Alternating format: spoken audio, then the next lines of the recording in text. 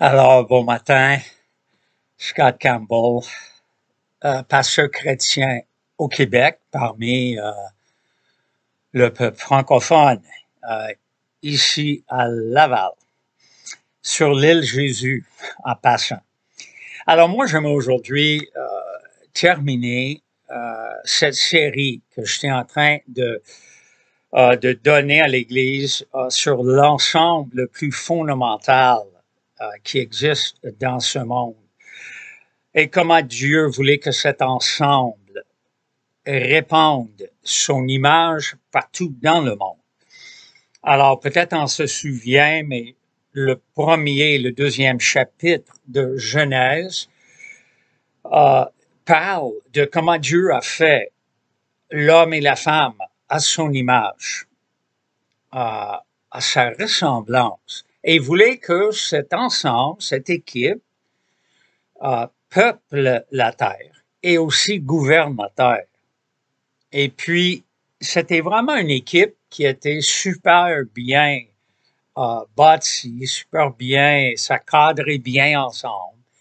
On voyait l'homme et la femme qui se correspondaient, qui fitaient ensemble.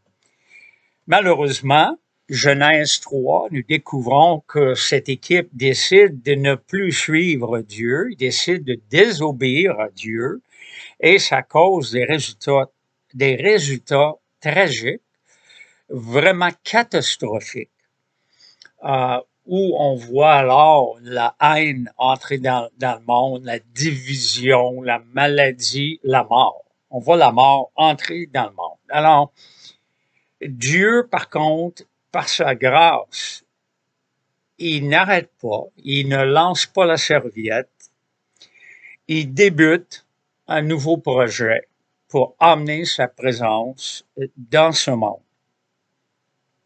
Premièrement, il choisit un peuple. Et à travers ce peuple, il veut répandre son image, sa louange dans le monde. Et le peuple juif, bon, il était le peuple choisi, mais il avait plus ou moins réussi, franchement.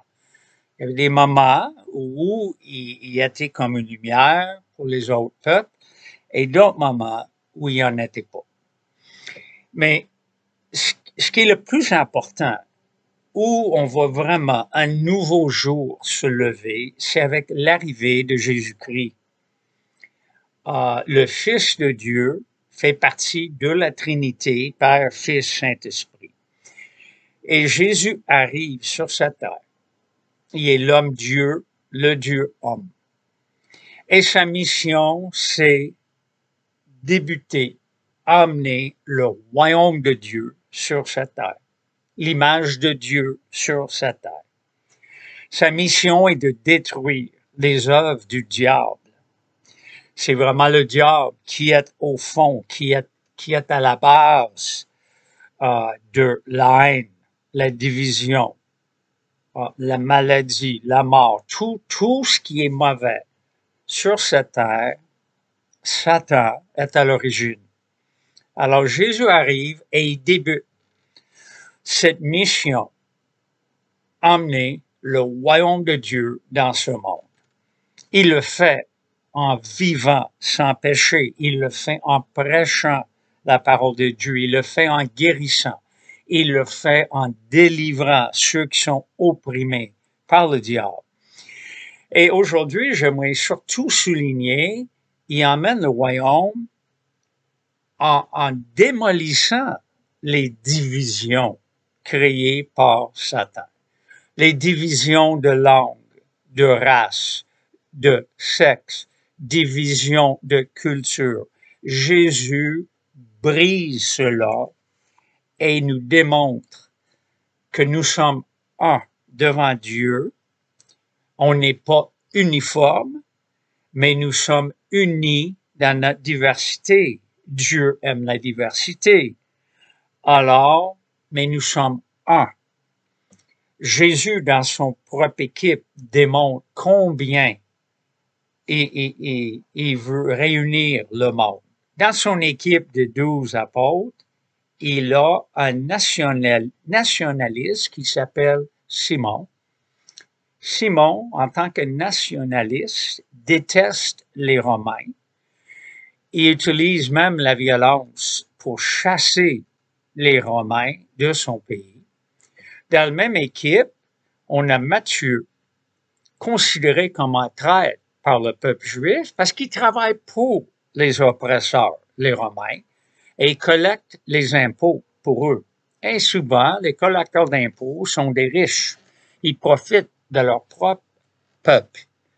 Alors, ces deux hommes sont tellement polarisés, mais Jésus les réunit. Jésus est comme cela. Il ne reste pas même chez son propre peuple juif. Il va tendre la main aux Samaritains, qui sont des métis. Alors, il parle à la femme samaritaine. Numéro un, c'est surprenant qu'il parle à une Samaritaine, une femme et Samaritain, mais il brise cette barrière. Il donne un parabole qui, franchement, doit révolter beaucoup de Juifs. Pour nous, c'est une parabole, un enseignement tellement beau. Oh, l'histoire du bon Samaritain. Mais laissez-moi vous dire, pour les Juifs, ça aurait été révoltant, ça aurait été dégoûtant. Les Samaritains étaient tellement mal vus par les Juifs. Et il y a deux bons Juifs, un Lévi puis un prêtre qui passent, qui font rien pour le gars qui est magané, mais le bon Samaritain agit, il aide. Les mots bon et samaritain ne vont pas ensemble pour les Juifs. C'est comme aujourd'hui, je sais pas, dans le sud des États-Unis, il y a 60 ans, 100 ans, si on dit le bon noir a aidé le blanc. Impossible, il n'y a pas de bon noir. Ou le bon métis, le bon aborigène, le bon Première Nation. Chaque culture a des personnes que eux voient d'un mauvais œil. Alors, Jésus dit, je vais faire un pont et j'aime tout le monde. Et les Samaritains, je vais les toucher. Et il aime même les Romains, les oppresseurs. Il aime les Romains qui vont mettre Jésus sur la croix. C'est incroyable. C'est ça, le royaume de Dieu que Jésus veut amener. Il veut amener l'unité. L'unité. Il traverse la barrière, comme je viens de dire, avec les femmes. La femme samaritaine, il enseigne Marie à ses pieds. Luc 10, 38 à 42, il enseigne comme un disciple.